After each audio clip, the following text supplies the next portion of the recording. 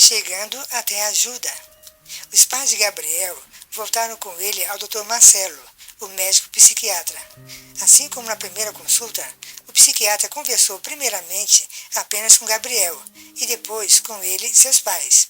O médico percebeu uma mudança na postura dos pais, que estavam mais abertos para o diálogo. Relataram com detalhes as dificuldades que tinham com o filho e questionaram como o tratamento poderia ajudá-lo. Diante do interesse dos pais, o psiquiatra pôde explicar a gravidade da situação. Disse que o caso de Gabriel necessitava de uma ação imediata e que poderia tentar o tratamento domiciliar, caso os pais colaborassem e seguissem o tratamento à risca. Mas se o caso piorasse, seria necessário interná-lo para controlar a crise. Explicou que, na internação, Gabriel teria acompanhamento de uma equipe de profissionais da saúde durante as 24 horas do dia. A mudança na postura dos pais deve-se ao fato de agora eles terem certeza, confiarem que o tratamento ajudará o filho a sair da situação em que se encontra. Essa postura é muito importante para a família se conscientizar da necessidade de intervir e ajudar a pessoa com esquizofrenia. Durante uma crise aguda, a família não pode contar com a lucidez da pessoa. Precisa negociar sempre, mas deve manter a postura firme de que o tratamento precisa ser cumprido e os resultados devem ser comunicados com clareza nas consultas psiquiátricas. Dr. Marcelo explicou as dificuldades de iniciar o tratamento em casa, considerando a situação em que Gabriel se encontrava no momento.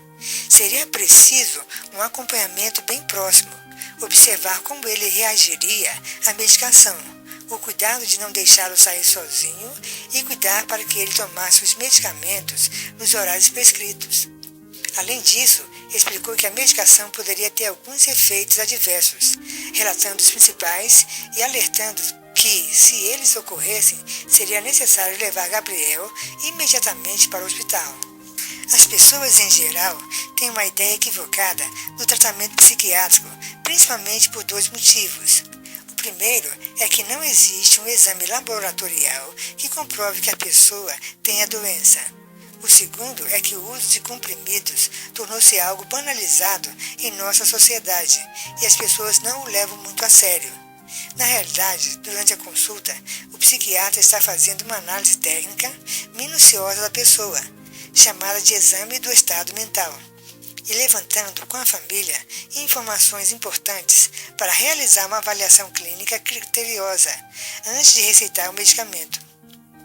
Os medicamentos que o psiquiatra receita são controlados pelas autoridades, em razão da necessidade de acompanhamento de um médico responsável por seu uso.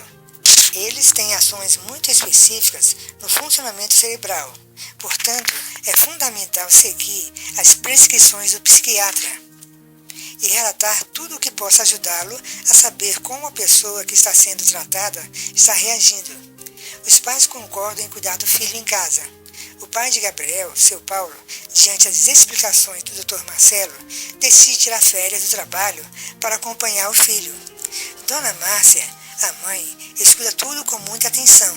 Esse é um momento difícil para os pais de Gabriel, em que eles se dão conta de que o filho tem uma doença grave. Contudo, gera alívio, pois eles saem da fase de dúvidas e passam a enfrentar o problema com uma perspectiva de que ele pode melhorar. A internação é necessária quando a doença oferece risco para seu portador ou para outras pessoas. A internação hoje é prescrita por um período curto, o suficiente para os medicamentos fazerem efeito e a pessoa sair da crise aguda.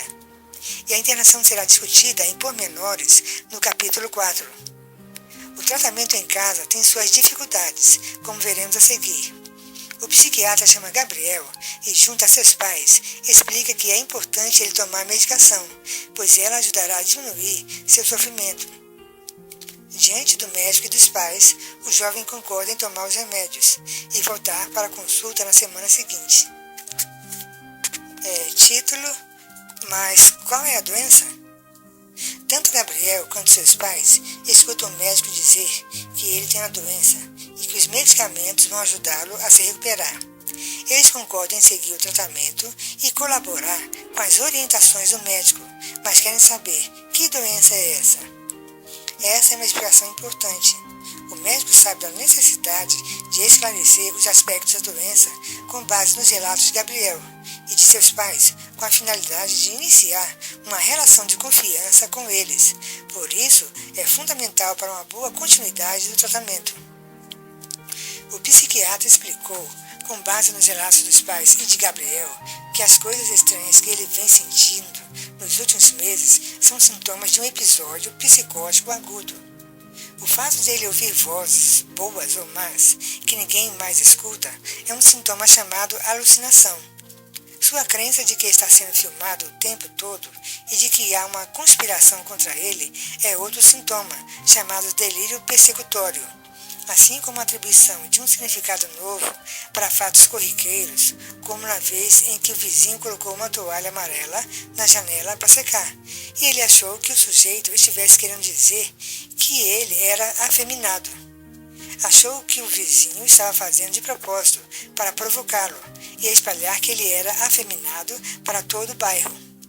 A impressão de que tudo o que acontece ao seu redor tem alguma relação com sua vida é outro sintoma delirante, chamado autorreferência. Gabriel não se convence da explicação do médico e contesta dizendo que um amigo dele também ouviu vozes e não está tomando medicamento. Dr. Marcelo pergunta em que situação o amigo ouviu vozes e Gabriel responde que foi em uma vez que ele usou uma droga ilícita. O psiquiatra explica, então, que algumas drogas desencadeiam alucinações, mas esse sintoma desaparece quando acaba o efeito da substância. No caso de Gabriel, os sintomas vêm ocorrendo por pelo menos 3 meses, na maior parte do dia, sem que nenhuma droga esteja sendo utilizada. Além disso, os sintomas têm atrapalhado bastante a vida de Gabriel, impedindo-o de fazer as coisas do dia a dia, tais como encontrar a turma de amigos, namorar, estudar ou trabalhar. Ele está ficando mais isolado a cada dia que passa. Os pais de Gabriel ouviram falar de um conhecido que tinha uma filha com problemas parecidos e tinha um diagnóstico de esquizofrenia. Eles perguntam para o médico Dr. Marcelo se esse é o caso de Gabriel. O médico explica que os sintomas são parecidos com aqueles que ocorrem na esquizofrenia, mas no caso de Gabriel, esse diagnóstico ainda não pode ser feito, pois é necessário que os sintomas durem pelo menos 6 meses para que o diagnóstico de esquizofrenia seja confirmado. Dr. Marcelo diz que nesse momento Gabriel tem um quadro chamado episódio psicótico agudo e a confirmação do diagnóstico ocorrerá com acompanhamento ao longo do tempo. Gabriel não fica muito convencido com o papo, pois para ele suas vivências são absolutamente reais e não sintomas, como diz o médico. Seus pais entenderam que aqueles comportamentos estranhos não eram loucura, mas sintomas de uma doença que tem tratamento. Isso os ajudou bastante a entender a importância do tratamento.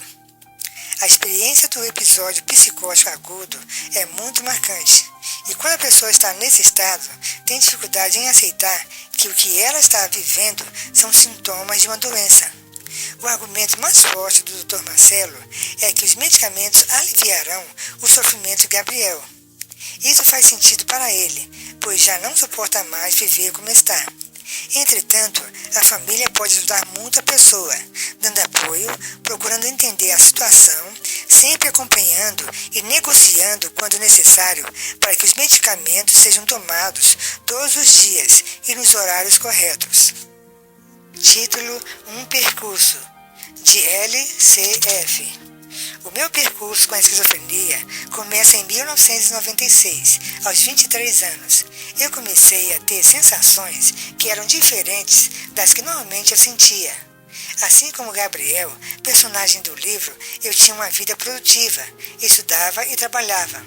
Com o passar dos anos, foi aumentando a responsabilidade. Ao terminar o ensino médio, fui fazer cursinho para entrar em uma universidade pública. No primeiro ano não consegui. No segundo ano, fiz cursinho novamente e em julho saí do emprego para me dedicar exclusivamente ao vestibular. No final do ano, prestei vestibular e consegui ingressar em uma universidade pública. Nos 2 primeiros anos da faculdade, não trabalhei, pois o curso era integral e eu acreditava estar fazendo algo produtivo. No 3º ano da faculdade, começaram as dificuldades devidas aos primeiros sintomas de uma doença mental. Sentia-me diferente, comentei isso com meus colegas. Um achou engraçado e que deveria ser normal. No outro, despertou curiosidade. Diante disso, avaliei que deveria ser observado por profissionais da saúde mental. Logo marquei uma consulta com uma psicóloga.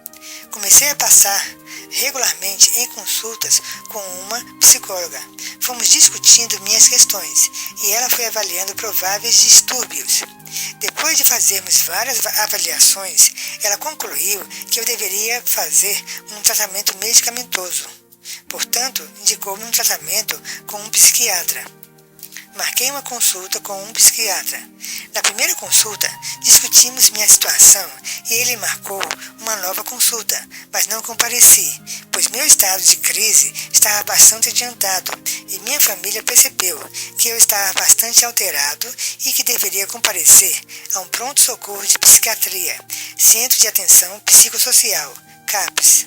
Fui levado por meus familiares, entrevistado, medicado e fiquei o dia em observação.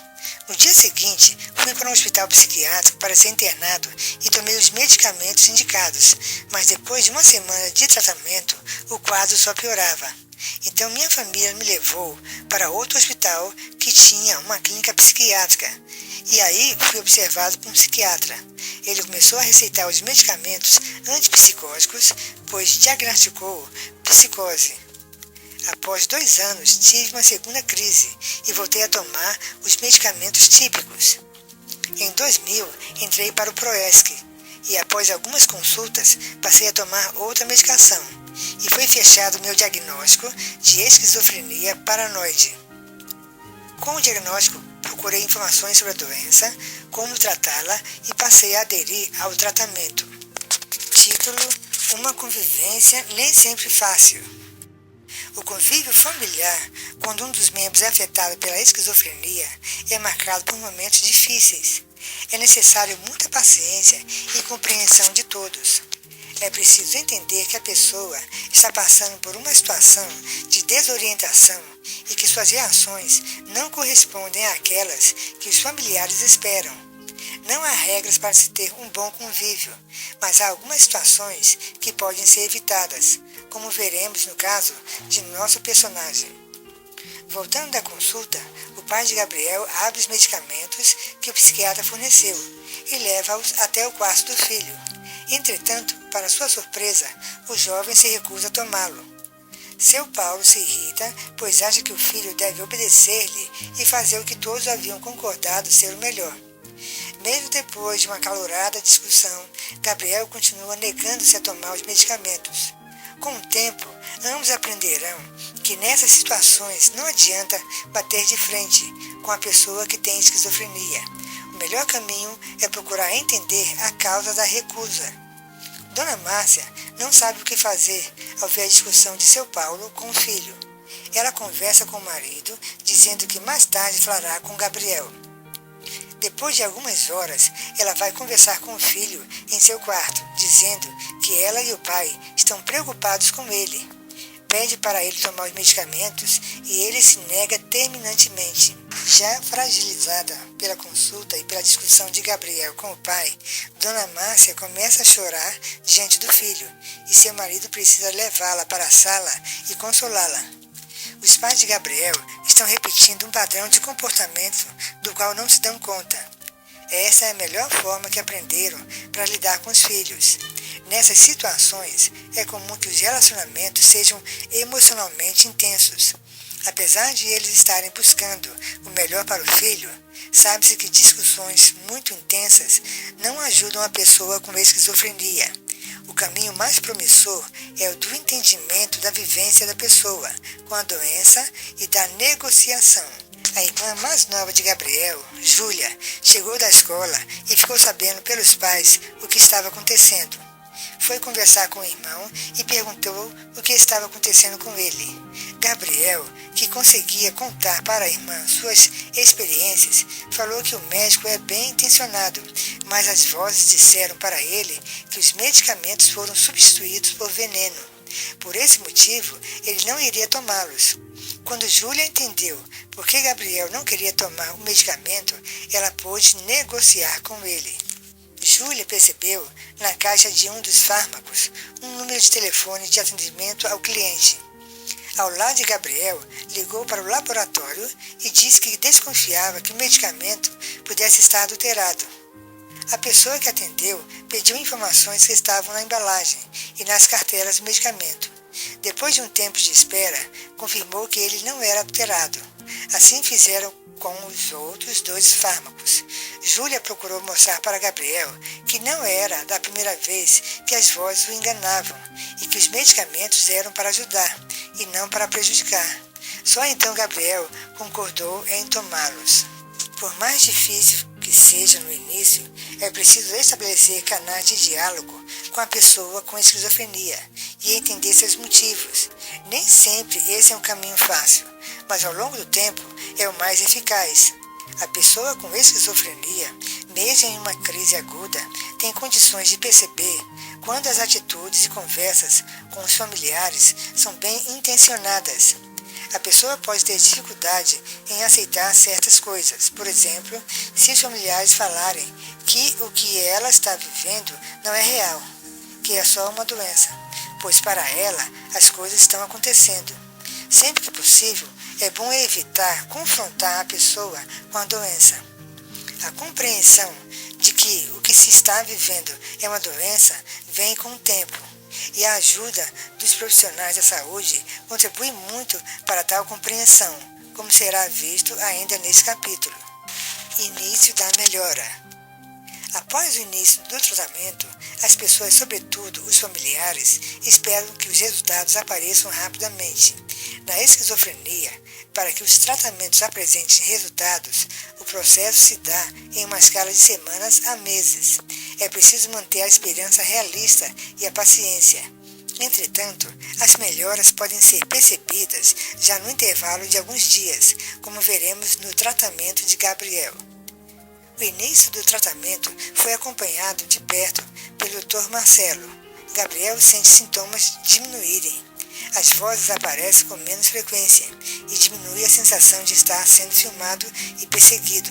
Consegue organizar melhor os pensamentos e compreender as conversas com os irmãos e os pais. Ainda persiste certo medo, que Gabriel não consegue entender de onde vem e ainda não consegue se organizar direito com as tarefas do cotidiano.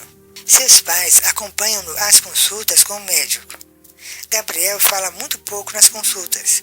Os pais relatam que ele tem melhorado, mas está mais quieto e diferente, mais apagado, como se estivesse em um outro mundo. O médico explica que isso se deve em parte à doença e em parte aos medicamentos, que é necessário acompanhar Gabriel e acertar aos poucos as doses dos medicamentos, a partir da melhora dos sintomas. Ele indica o tratamento de terapia ocupacional. Explica qual a proposta desse tratamento e por que o jovem terá benefícios com ele. Gabriel e sua mãe foram, então, à primeira consulta com a terapeuta ocupacional, Fátima. Ela os recebeu em uma sala cheia de quadros, objetos de argila, peças de mosaico, entre outros objetos, alguns prontos, outros não. Ela explicou para os dois que o objetivo principal do tratamento era ajudar Gabriel a organizar seu cotidiano e exercitar projetos com começo, meio e fim. Explicou que cada peça naquela sala era parte do projeto de alguma pessoa. Ela disse que havia conversado com o Dr. Marcelo e uma primeira atividade seria Gabriel ir sozinho à terapia ocupacional. Gabriel passaria as consultas com Fátima uma vez por semana. Toda quarta-feira, levanta cedo, toma banho e arruma-se para essas consultas. Eles vão conversando sobre como é o dia a dia de Gabriel e como é possível melhorá-lo. Durante as sessões, eles começam trabalhando com técnicas de pintura. Com o andamento do tratamento, com o Dr. Marcelo e Fátima, Gabriel começa a sair do isolamento em que se encontrava. Ele volta a assistir à televisão com a família à noite, ajuda a mãe lavando o quintal e em outras pequenas atividades domésticas. Ainda tem dificuldade para conversar com os vizinhos. Às vezes ouve vozes e, dependendo da situação, ainda acha que o que as pessoas falam é sobre ele, mas a intensidade dessas percepções diminui muito, se comparada com a do início do tratamento. Esse início da melhora é muito importante, pois é a partir dele que a pessoa com esquizofrenia vai construindo as bases para, no devido tempo, ter uma recuperação satisfatória. Não há como pular essa fase. Muitos portadores de esquizofrenia não conseguem passar por ela de uma forma construtiva. Em função disso, vivem mais isolados, têm dificuldade de se relacionar com as pessoas e vivem sem projetos e perspectivas. É preciso entender que essa é uma etapa a ser vencida, antes de chegar a concretizar coisas que exigem mais do indivíduo com esquizofrenia. Nesse sentido, os tratamentos psicossociais, como a terapia ocupacional e a psicologia, são complementares ao tratamento psiquiátrico. Título: Terapia Ocupacional e Reabilitação. Fernanda A. Pimentel, terapeuta ocupacional. O processo de reabilitação na esquizofrenia exige um conjunto de cuidados destinados aos portadores, visando a melhoria da qualidade de vida e a consequente reinserção social, já que suas consequências abrangem rupturas importantes no curso da vida dessas pessoas. Esses cuidados, construídos a partir da relação de escuta e trocas estabelecidas entre os envolvidos, familiares, profissionais, comunidade, têm os portadores como protagonistas dessa construção. Entre os profissionais incluídos nesse processo está o terapeuta ocupacional. Quando ouvimos o termo terapia ocupacional, TO, remetemos-nos à ideia como uma terapia para mim, ou fazer algo produtivo é bom, nos sentidos mais úteis. A partir dessas concepções, percebe-se a importância e o valor das ocupações e das atividades em nosso dia a dia. A TO, como profissão, tem em seus pressupostos objetivos que vão além das nossas concepções. A terapia ocupacional cuida do fazer humano, preocupando-se com o campo ocupacional e suas relações com o cotidiano das pessoas. Pretende, por meio da construção da relação entre terapeuta-paciente e suas atividades, criar um espaço acolhedor, no qual seja possível promover a construção de projetos que visam descobrir e conquistar novos caminhos, descobrir e resgatar potencialidades e habilidades de cada sujeito, reconhecendo limites e também possibilidades. O fazer nesse processo terapêutico possibilita o resgate do poder agir e, assim, transforma não somente as atividades, mas também as relações e o cotidiano. Os terapeutas ocupacionais estão inseridos em serviços públicos como CAPs, os ambulatórios de saúde mental ou de especialidades, as unidades básicas de saúde, UBS, as enfermarias de psiquiatria, entre outros, e também em clínicas e consultórios particulares. As intervenções desses profissionais podem ser individuais ou em grupo, dentro e fora das instituições, em conjunto com outros profissionais que constituem a equipe multiprofissional. A terapia ocupacional compõe essa rede de cuidados destinados aos portadores de esquizofrenia, sendo importante ferramenta no processo de reabilitação dessas pessoas. Funciona como uma ponte e facilita a retomada ou a criação de objetivos para conquistar uma vida ativa, produtiva, autônoma, significativa e prazerosa.